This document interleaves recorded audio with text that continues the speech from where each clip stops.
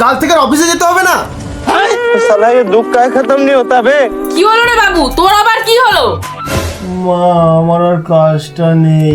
সব দোষ তোর ওই বউয়ের। বউ মানুষ বেশি করে সিঁদুরও পরে না। কেন মা, আমি তো সিঁদুর পরেই আছি। চুপ করো, একটুখানি সিঁদুর পরলে না কোনো কাজ হয় না, কপাল থেকে ঘাড় পর্যন্ত সিঁদুর পরতে হয়। চুপ করো তোমরা, আমার জব চলে গেছে আর তোমরা যত সব কুসংস্কার নিয়ে পড়ে আছো। বৌমা জানো তো, কাল রাত্রির থেকে খুব পাতলা ডালের মতো পায়খানা হচ্ছে। চলেন না, আমি আপনার জন্য একটা ওষুধ দিচ্ছি। नहीं नहीं नहीं सारुण के यहाँ कुछ तो गड़बड़ है। लेकिन ये साला कर क्या रहा है यहाँ? अभी मदद है भाई, अभी मदद है। এটা কি? মা এটা তাবিজ, এটা পড়লে আপনার ডালের মতো পায়খানা বন্ধ হয়ে যাবে। দাঁড়া দাঁড়া বৌমা, আমি আর দাঁড়াতে পারছি না।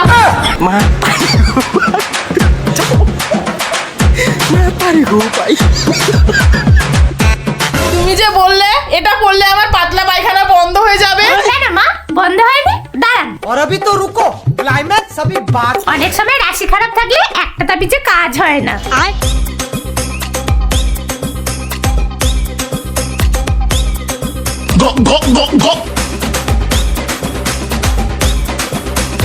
ये फंस गया सीएम।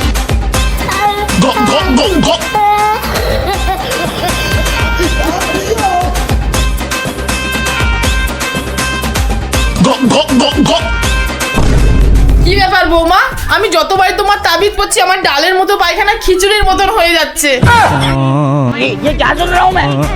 আমি আর পারছি না বৌমা, এবার তুমি থামো, এইসব তাবিজে কোনো কাজ হয় না। अब आया ना लाइन पे? জানি তো মা, এইসব তাবিজে কোনো কাজ হয় না।